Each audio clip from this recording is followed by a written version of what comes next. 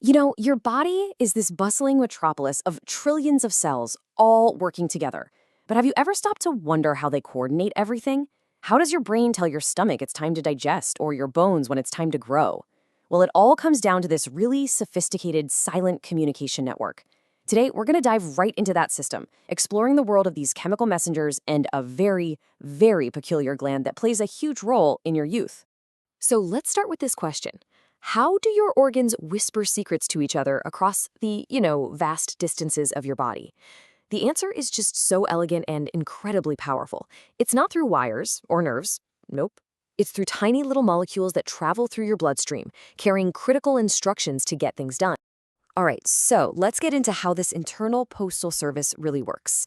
These messengers are called hormones, and they are the absolute foundation of what we call the endocrine system, the body's long-distance communication network. So, what exactly is a hormone? Well, the classic definition is right here. It's a chemical made by a special kind of gland, a ductless gland, in one part of your body that then travels through your blood to deliver a message somewhere else entirely. Think of it like sending a company-wide memo from headquarters that tells a branch office miles away exactly what to do. Now, what's really wild about hormones is their properties. I mean, they are unbelievably potent. A tiny, tiny amount can trigger a massive change. They also have this get in, do the job, and get out policy. Your body doesn't store them up, it makes them as needed, and as soon as that message is delivered, they're destroyed. This is super important because it stops old messages from floating around and causing chaos.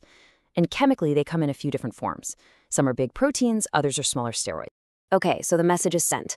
But how does the cell actually read it? How does a hormone just floating around in the bloodstream know which cell to talk to and how to tell it what to do? It all comes down to finding the right lock for its key. And there are basically two main strategies for this. The larger hormones, the peptides and proteins, they're kind of like a messenger ringing the doorbell. They're too big to get inside the house, so they bind to a receptor on the cell's surface and pass their message through the door. But steroid hormones, oh, they've got an all-access pass. They're small and can slip right through the cell's outer wall, walking inside to deliver their instructions directly to the boss. So let's follow a steroid hormone on its mission. It's basically a four-step infiltration. First, it just slides right through the cell membrane. Easy. Once inside, it finds its partner, a specific receptor protein. This new power couple then travels right into the command center, the nucleus, where it literally latches onto the cell's DNA. And from there, it can switch genes on or off, telling the cell to create brand new proteins and completely changing its function. It's so direct and so powerful. Now that we get the basics of how these messages work, let's look at a fascinating and frankly pretty weird example of the system in action, the thymus gland. Its entire life cycle is basically a story written by hormones. And trust me, it's a very strange story.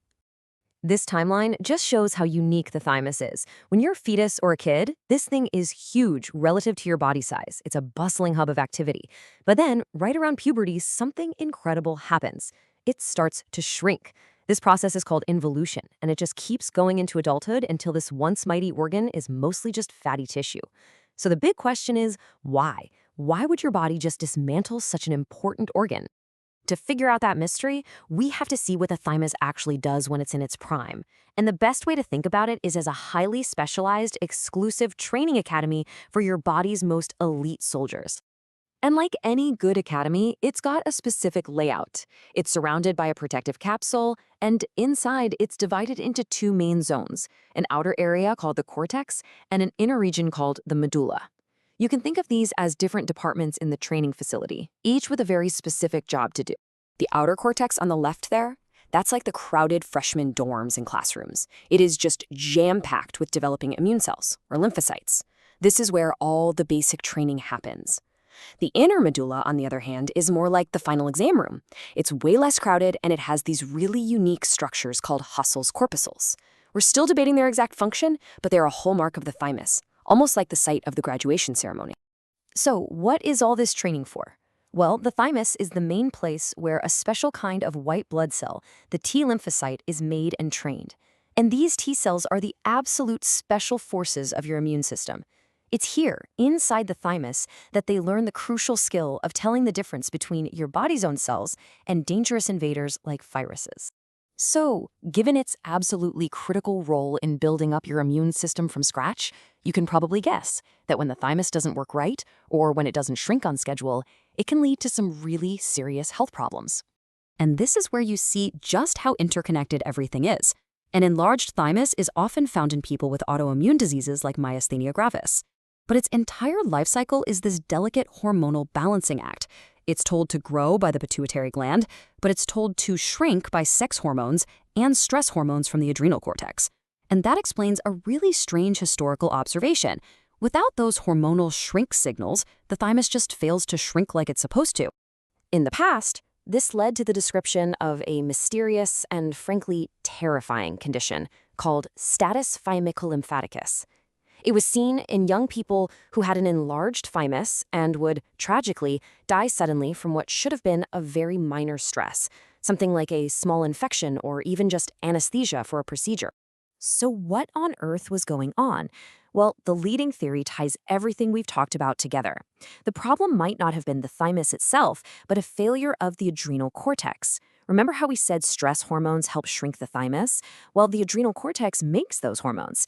If it fails, not only can the body not cope with stress properly, but the thymus never gets the signal to shrink, leaving that person in an incredibly vulnerable state. And that brings us to our final, fascinating question.